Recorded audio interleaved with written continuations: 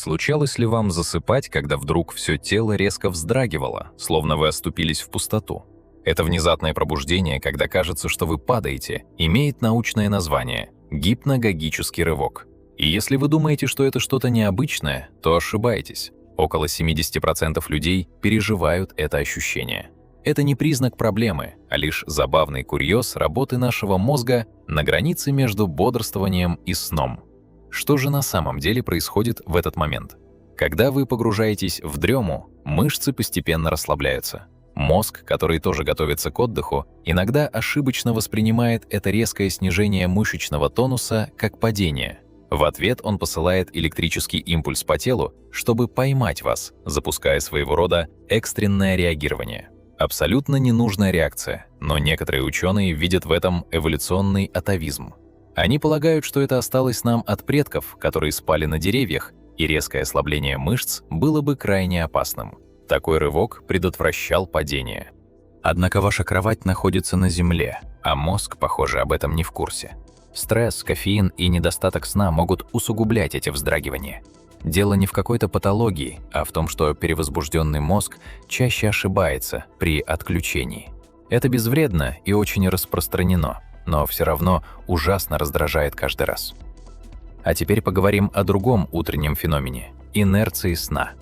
Будильник звенит, вы его отключаете, и следующие полчаса пытаетесь быть человеком, но безуспешно. Это и есть инерция сна – период снижения когнитивных функций, замедленной реакции и общей заторможенности сразу после пробуждения. Пробуждение – процесс не мгновенный. Мозг не переходит из состояния глубокого сна к полной активности за один миг. Кровоток в мозгу еще замедлен, а аденозин, накопившийся за день и вызывающий сонливость, не успел полностью вывестись. Префронтальная кора, ответственная за принятие решений и рациональное мышление, активизируется одной из последних. В результате сразу после пробуждения ваши когнитивные способности заметно ниже, чем если бы вы вообще не ложились спать. Это подтверждают случаи с хирургами, которых будили для срочных операций, и даже с пилотами, терпевшими крушение. Обычно это состояние проходит за от 15 до 30 минут, но при резком пробуждении из глубокого сна может длиться до 4 часов. Так что если утром вы принимаете неверные решения, возможно, дело не в вас, а в том, что ваш мозг еще фактически спал. А теперь о ложных пробуждениях. Вы будто бы просыпаетесь, встаете, начинаете день, а затем просыпаетесь по-настоящему. Это именно то, на что похоже название. Вы видите во сне, что уже проснулись и занялись делами, не подозревая, что все еще спите. Иногда это происходит несколько раз подряд, создавая цикл фальшивых утр перед тем, как наступит настоящее. Чаще всего такие пробуждения случаются во время фазы быстрого сна, когда сновидения наиболее яркие, а мозг максимально имитирует бодрствование. Мозг настолько убедительно симулирует вашу спальню и утреннюю рутину, что сам себя обманывает. Этот опыт тесно связан с сонным параличом и осознанными сновидениями. Часто возникает при нарушенном или нерегулярном сне. Пугает в ложных пробуждениях не сам процесс, а подрыв доверия к реальности. После такого тяжело быть уверенным, что текущее утро не очередная иллюзия. Некоторые опытные сновидцы используют ложные пробуждения как портал в осознанный сон, если успевают распознать знаки внутри сновидения. Хотя некоторые используют их как портал в осознанные сновидения. Большинство людей просто находят ложные пробуждения крайне дезориентирующими. Теперь перейдем к следующему феномену – разговоры во сне. Вы полностью без сознания, но ваш мозг, кажется, имеет что сказать. Это явление, официально называемое сомнамбулией или сноговорением, затрагивает около 2/3 населения в какой-то момент жизни. Чаще всего сноговорение встречается у детей и обычно уменьшается с возрастом, хотя многие взрослые также говорят во сне, часто не подозревая об этом. Содержание этих ночных изречений почти всегда бессмысленно. Это обрывки фраз, полупредложения или отдельные слова. Они произносятся с полной уверенностью, но редко бывают достаточно связанными для поддержания осмысленного диалога. Хотя люди пытаются разговаривать со спящими, иногда они даже получают ответы, которые звучат почти логично. Сноговорение может происходить на разных стадиях сна, а не только в фазе быстрого движения глаз. Во время более легких стадий сна речь может быть относительно ясной и разборчивой. В глубоком, медленном сне слова, как правило, звучат более невнятно и лишены какой-либо эмоциональной окраски. Главный вопрос, который всех волнует – можно ли получить достоверную информацию от спящего человека? Практически никогда. Произносимое не отражает реальные мысли, воспоминания или секреты. Мозг в этот момент не ведет осознанный монолог. Это скорее словесные фрагменты, генерируемые частично активными нейронными сетями. Сноговорение чаще проявляется при стрессе, лихорадке, недосыпе и у тех, кто страдает лунатизмом. Это не опасно и не указывает на проблемы со здоровьем. Просто ваш мозг оставил микрофон включенным. А теперь о гипногогических галлюцинациях. Вы еще не спите, но уже что-то видите. Гипногогические галлюцинации – это особые ощущения, возникающие, когда мы переходим от бодрствования ко сну. Чаще всего они проявляются зрительно. Человек видит вспышки света, лица, пейзажи или геометрические узоры прямо за закрытыми веками. Однако эти галлюцинации бывают и слуховыми. Можно услышать, как кто-то зовет по имени, резкий звук или голос, произносящий что-то достаточно внятное, чтобы вызвать тревогу. Причина их появления в том, что мозг не сразу переключается между состояниями, начиная генерировать нервную активность, характерную для сновидений. В этот момент сознание еще частично активно, и сигналы из глубоких слоев мозга просачиваются наружу. Вы достаточно бодрствуете, чтобы воспринять эти ощущения, но недостаточно, чтобы немедленно отбросить их как нереальные. Почти 70% людей хотя бы раз в жизни сталкивались с подобными переживаниями. Они тесно связаны с недосыпанием, которое делает переход ко сну более быстрым и менее упорядоченным. И вот в чем подвох. Из-за своей невероятной яркости и появления на границе сна и бодрствования люди порой ошибочно принимают их за реальные события. Вы что-то слышали или видели, но ваш мозг неверно маркирует это как случившееся наяву, а не как галлюцинацию. Эти галлюцинации также являются ключевым элементом сонного паралича, и именно тогда они перестают быть просто интересными и становятся по-настоящему пугающими. Существуют также гипнопомпические галлюцинации. То же самое переживание, но в противоположном направлении. Они возникают, когда вы просыпаетесь, а не засыпаете. Это происходит, когда мозг переходит из фазы быстрого сна обратно в бодрствование, и схемы сновидений не успевают полностью отключиться до возвращения сознания. В результате содержание сновидений, зрительное, слуховое, а иногда и тактильное, проникает в бодрствующий мир. Например, вы можете увидеть в комнате какую-то фигуру. Мышцы, обездвиженные во время сновидений, чтобы вы не действовали во сне, остаются парализованными даже после пробуждения. Вы уже в сознании, ваш мозг осознает происходящее, но тело еще не получило сигнала к полному разблокированию. Это состояние длится от нескольких секунд до пары минут, хотя субъективно воспринимается гораздо более продолжительным. Но самым шокирующим элементом становится присутствие некой фигуры, к появлению которой никто не бывает готов. Значительная часть тех, кто пережил сонный паралич, описывает ощущение чьего-то силуэта или фигуры в комнате. Эта сущность может просто наблюдать, иногда давить на грудь или даже восприниматься как нечто злобное и угрожающее. Подобные свидетельства встречаются в разных культурах, веках и на всех континентах, объясняя обилие названий для одного явления. Будь то старая ведьма, инкуб или теневой человек, все это проявление сонного паралича. На самом деле это присутствие генерируется системой обнаружения угроз в нашем мозге. Будучи парализованным и неспособным проверить, мозг приходит к выводу об угрозе, создавая соответствующую галлюцинацию. Около 20% людей сталкиваются с этим хотя бы раз. Это безопасно и проходит само, но все равно ужасно в моменте. Перейдем к синдрому взрывающейся головы. Вы почти засыпаете, и тут внутри раздается оглушительный взрыв или хлопок. Это не внешние звуки и не боль, а оглушительный хлопок или выстрел исключительно внутри головы, резко пробуждающий вас.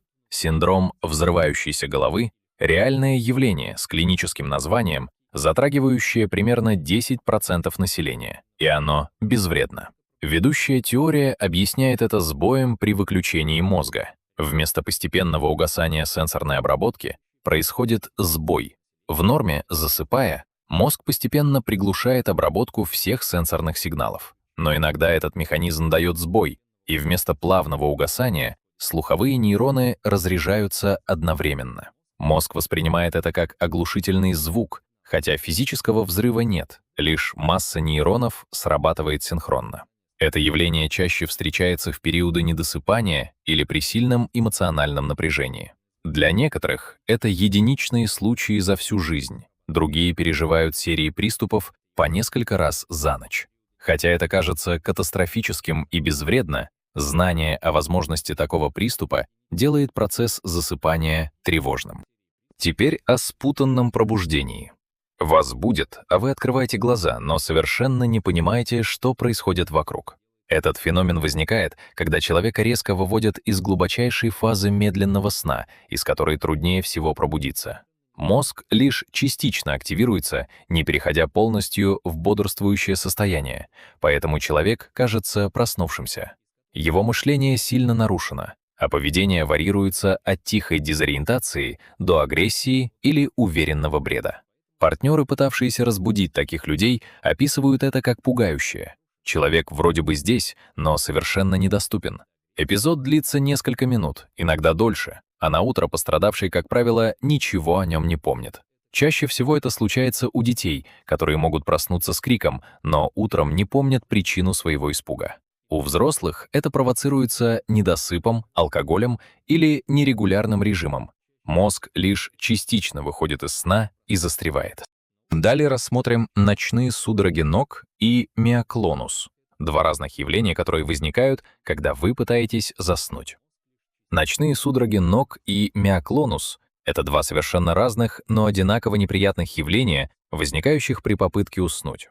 Ночные судороги — это непроизвольные сокращения мышц, чаще всего икр, которые случаются в ацинье или на грани засыпания.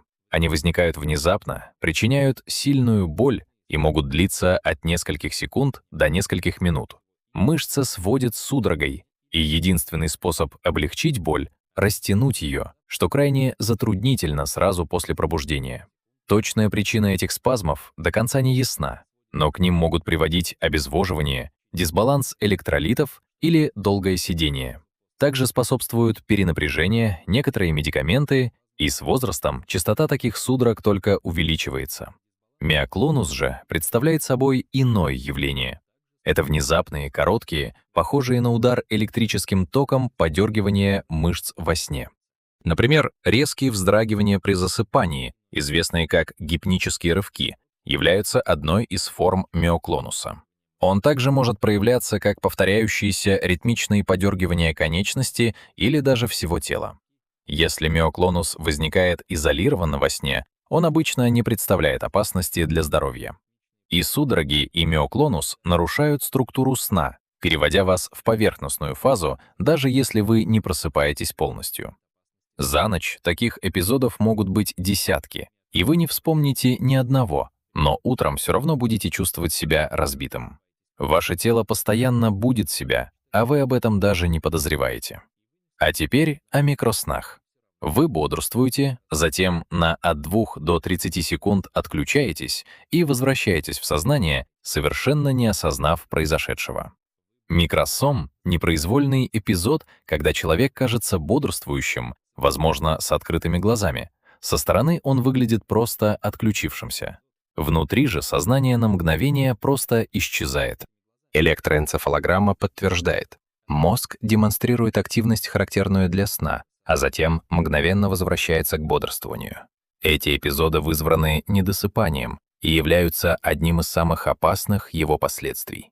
Именно микросны стоят за значительной частью аварий из-за сонливости за рулем, производственных травм и врачебных ошибок. Водитель за рулем не ощущает усталости и не осознает, что его реакции замедлены. Он просто внезапно обнаруживает себя на 2 секунды дальше по дороге, совершенно не помня произошедшего отрезка. Самое пугающее — вы не способны распознать собственный микросон. По определению, в этот момент вы без сознания. Узнать о нем можно лишь по внешним признакам, или последствиям. Исследования показывают, что у недосыпающих людей микросны могут начаться уже после 17 часов бодрствования. Это не редкость, а просто долгий день. Далее феномен отскока фазы быстрого сна. Когда вы несколько ночей плохо спали, или алкоголь подавлял сновидения, или по медицинским причинам БС был урезан. Затем, наконец, вы проводите полную, непрерывную ночь, и сновидения оказываются невероятно яркими, не похожими ни на что прежде. Этот отскок — способ мозга наверстать упущенное. При постоянном подавлении или сокращении быстрого сна накапливается его дефицит. Как только появляется возможность, мозг резко увеличивает долю быстрого сна, создавая более длинные, яркие и эмоционально насыщенные сновидения. Именно поэтому люди, бросившие пить после длительного злоупотребления, в первые недели трезвости сообщают о странных, захватывающих снах.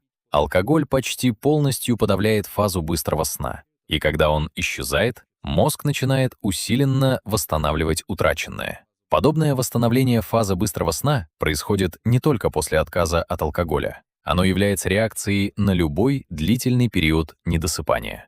Первая полноценная ночь ощущается иначе, ведь мозг работает в фазе быстрого сна с повышенной интенсивностью.